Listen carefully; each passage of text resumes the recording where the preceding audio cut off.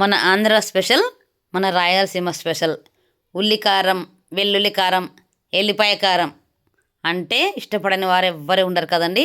మరి అలాంటి అన్ని కారం కలిపినటువంటి మసాలా పేస్ట్ తోటి వేడి వేడి రుచికరమైన గుమగుమలాడే దొండకాయ ఫ్రై. హాయ్ ఫ్రెండ్స్, అందరికీ నమస్తే. Welcome back Saraswati activities YouTube channel. నా పేరు సరస్వతి. అందరు ఎలా ఉన్నారండి? బాగున్నారు కదండి. మరి నేను కూడా ఏదో ఇలా ఉన్నాను. ముందుగా మన ఛానల్ని, మన వీడియోని లైక్ చేయండి, సబ్స్క్రైబ్ చేసుకోండి మన ఛానల్ని.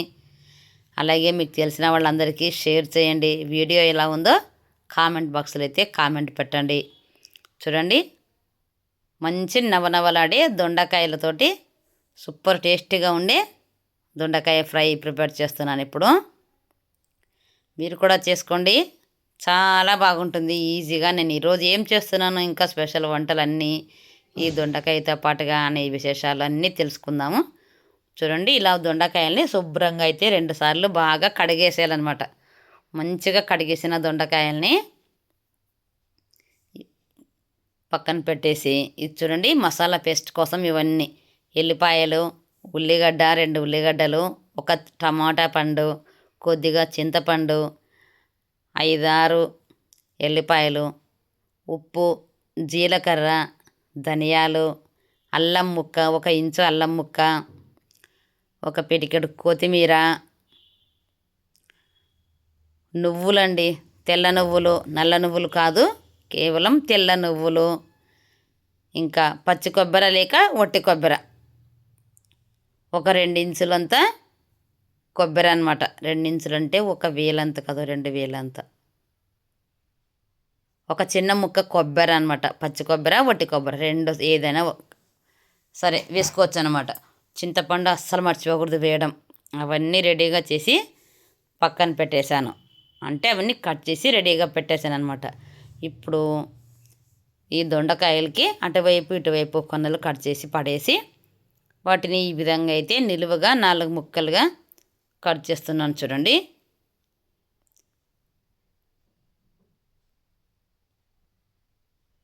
ఎర్రగున్నాయి, తెల్లగున్నాయి, పండిపోయినాయి అనేది మాట ఏం ఉండదన్నమాట. కాయ ఎలా ఉన్నా దానికి కావలసిన పోషకాలు, ప్రోటీన్స్ అన్నీ అలాగే ఉంటాయి. విత్తనాలు ఉంటేనే ఆల్మోస్ట్ పడేయాల్సింది అంతే. చూడండి, నేనైతే మొత్తం అయితే అన్నీ ఈ విధంగా అయితే కట్ చేస్తున్నాను. కేవలం కొనలు మాత్రం పడేసాను అంతే. ఎర్రగొనేటివి, పచ్చగొనేటివి ఏమి చూడలేకుండా అన్నీ కట్ చేసి పెట్టేశాను. చూడండి, అన్నీ ఇలా కట్ చేసి పక్కన పెట్టేసుకోవాలి. వీటిని ఇంకా ఉప్పు నీళ్ళు, పసుపు నీళ్ళలో వేసి కడగడము ఇంకా అలాంటిది ఏం చేయకూడదు అనమాట. ఇంకా కేవలం అన్నీ కట్ చేసి రెడీగా పెట్టేసుకోవాలి అంతే.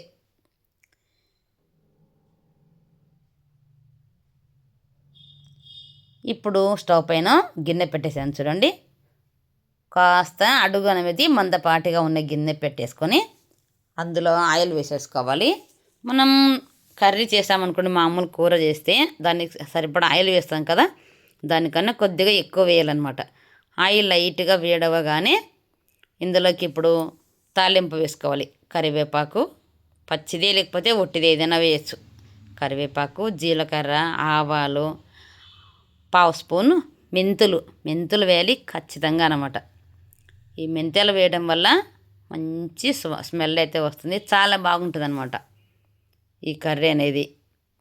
ఆవాలు, మెంతులు చిటపటలాడాలి కంపల్సరీగా, అప్పుడే మంచి వాసన వస్తుంది కర్రీ అనేది మనం చేసే ఫ్రై.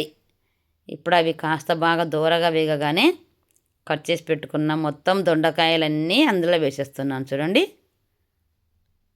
వాటర్ లేకుండా కేవలం దొండకాయలు మాత్రమే అన్నీ తీసి అందులో వేసేసాను. ఇప్పుడు వాటిని ఒకసారి బాగా కలపాలన్నమాట. బాగా కలియబెట్టి మనం ఇందాక మసాలా ముద్దలోకి మనం ఉల్లి వెల్లుల్లి కారంలోకి కాస్త ఉప్పు వేసాం కదండి, అక్కడ కాస్త వేయాలన్నమాట. ఉప్పు ఎక్కువ వేయకూడదు. ఇక్కడ ఈ దొండకాయలకు సరిపడా ఉప్పు ఇక్కడ వేసుకోవాలి. కారంకు సరిపడా ఉప్పు మాత్రమే అందులో వేయాలి. ఈ దొండకాయలకు మాత్రమే సరిపడా మెత్తని పౌడర్ ఉప్పు వేసుకోవాలి. ఆ కారంలో అయితే రాళ్ళ ఉప్పు, రాక్ సాల్ట్ వేసుకోవచ్చు అనమాట. అది పేస్ట్ తయారవుతుంది కాబట్టి. అందులో కూడా పసుపు వేసాము, ఇందులో కూడా కొద్దిగా పసుపు వేసుకోవాలి. ఈ ఉప్పు పసుపు అనేది కాయలకు బాగా పట్టే మాదిరి, ఆయిల్ అంతా బాగా పట్టే మాదిరి మంచిగా కలుపుకుంటూ వీటిని ఇప్పుడు మగ్గబెట్టుకోవాలి. మనం మంట అయితే అస్సలు హై ఫ్లేమ్లో పెట్టకూడదు, చాలా చిన్నగా అంటే చిన్నగా స్విమ్లో పెట్టేసుకొని వీటిని మగ్గించుకోవాలి. మొత్తం పని అయితే ఒక్క 10 మినిట్స్లో అయిపోతుంది అనమాట. కేవలం ఇవి ఇక్కడ మగ్గడమే ఒక 6-7 నిమిషాలు పడుతుంది అంతే. మధ్య మధ్యలో మూత పెట్టేసేయాలి, 2 నిమిషాలకు ఒకసారి కలుపుతూ ఉండాలి అంతే. ఇప్పుడు నేను ఇందాక చేసి పెట్టుకున్న ఉల్లి వెల్లుల్లి కారం కోసం మసాలా ముద్ద చూడండి, అన్నీ మొత్తం ఇలా పేస్ట్గా మిక్సీ పట్టి తెచ్చేసాను. వీటిలో నీళ్లు పోయలేదు, అన్నీ పచ్చివే, ఏవి ఫ్రై చేయలేదు. ఇవి చూడండి బాగా మెత్తగా స్మూత్గా అయ్యే వరకు అయితే వీటిని మగ్గించుకోవాలి. కలపడం ఇంపార్టెంట్ అనమాట, మెయిన్ పాయింట్. చూడండి మంచిగా కలుపుతూ ఉన్నాను నేనైతే.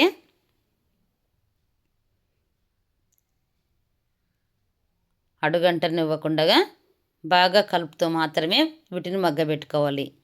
అవి మెత్తగా అయ్యాయి ఇక ఓకే అన్నప్పుడు ఈ ఉల్లి వెల్లుల్లి కారం ఉంది కదండి, ఈ పేస్ట్ మొత్తం అందులో వేసేసేయాలి. ఇప్పుడు అంతా నీట్గా మొత్తం తీసేసి వేసేయడమే. ఒక్క చుక్క నీళ్ళు కూడా పోయకూడదు, పోయనవసరం లేదనమాట. చూడండి మొత్తం అంతా పేస్ట్ అంతా వేసేస్తున్నాను. అసలు ఈ మసాలా ముద్దనే అన్నంలో కలుపుకొని తినవచ్చు, అంత టేస్ట్గా అయితే ఉంటుందన్నమాట, చాలా బాగుంటుంది. చూడండి వాటిని చిదిమపోనీయకుండా మంచిగా అన్ని ముక్కలకు, మన దొండకాయ ముక్కలకు పట్టే మాదిరిగా అయితే మొత్తం అంతా బాగా కలిపేసుకోవాలి. అడుగంటనివ్వకూడదు, బాగా కలిపేసుకొని ఒక 3 నిమిషాలు మగ్గనివ్వాలన్నమాట అంతే. అన్నీ కలిపి మూత పెట్టాలి. 1 నిమిషం ఆగి మళ్ళీ మొత్తం అన్నీ బాగా కలపాలి. ఆయిల్లో బాగా మసాలా ఈ కారం అనేది ఆయిల్లో ఫ్రై అవ్వాలన్నమాట అంతే. చూడండి పచ్చిదనం పోవాలంతే. అది పచ్చిగా లేకుండా పచ్చదనం పోయేందుకోసం మాత్రమే ఇవన్నీ కలిపి ఫ్రై చేయాలన్నమాట. మంచి గుమగుమల వాసన చూడండి. కొబ్బరి పౌడర్ ఆ ఫ్లేవర్, నువ్వుల పౌడరు ఫ్లేవరు, ఆ జీలకర్ర, ధనియాలు, అల్లం, అబ్బా చాలా బాగుంటుంది అనమాట. ఖచ్చితంగా మీరు కూడా చేసుకొని ట్రై చేయండి ఒకసారి, చాలా బాగుంటుంది. చూడండి ఖచ్చితంగా కలపాలి. నేను ఇంత సిమ్లో పెట్టినా కూడా లైట్గా అడుగంటడానికి ట్రై చేస్తుంది చూడ, అదైతే అలా అడుగంటనివ్వకూడదు అనమాట. మంచిగా కలుపుతూ ఫ్రై చేసుకోవాలి. 3 నిమిషాలు అంతే, 3 లేదా 4 నిమిషాలు అనుకోవచ్చు అంతే. బాగా కలిపితే చాలా అంతే. ఆయిల్లో మన మసాలా అనేది మొత్తం బాగా హీట్ అవ్వాలన్నమాట అంతే. అలాగే పచ్చిగా ఉండకుండా మంచి స్మెల్ వస్తుందన్నమాట ఆయిల్లో మగ్గగానే అంతే. తొందరగా అయితే మగ్గిపోతుంది, చాలా బాగుంటుంది అన్నం. చూడండి అయిపోయింది, రెడీ అయిపోయింది. చూడండి రండి లంచ్ చేద్దాం. మధ్యాహ్నం భోజనం చేయడానికైతే కూర్చున్నాం. చూడండి ఈరోజు ఏమేమి ఉన్నాయంటే రసం, మిరియాల రసం. చూడండి ఇది శనగలు ఉడికించగా వచ్చిన కట్టుతో చేసిన మిరియాల రసం, చాలా సూపర్ టేస్ట్గా ఉంటుంది. ఇక్కడైతే అన్నము, ఇంకా పెరుగు, మిరియాల రసం, మన దొండకాయ ఉల్లి వెల్లుల్లి కారం, ఎల్లిపాయ కారం, ఉల్లిగడ్డ కారంతో చేసిన వేడి వేడి దొండకాయ కర్రీ సూపర్ టేస్ట్గా ఉంటుంది. చూడండి నెయ్యి వేసుకొని అన్నంలో కలుపుకొని తింటే అబ్బా ఎంత బాగుంటుందో అసలుకి. 4 ముద్దలు తినేవాళ్ళు 10 ముద్దలు తింటారు ఖచ్చితంగా కూడా. హెల్త్కి కూడా చాలా మంచిది తింటే. ఎల్లిపాయ కారం, ఉల్లిగడ్డ కారం తింటూ ఉంటే కొబ్బరి, నువ్వులు అవన్నీ ఉన్నాయి కదండి, చాలా హెల్తీ అనమాట. మంచి ఫుడ్.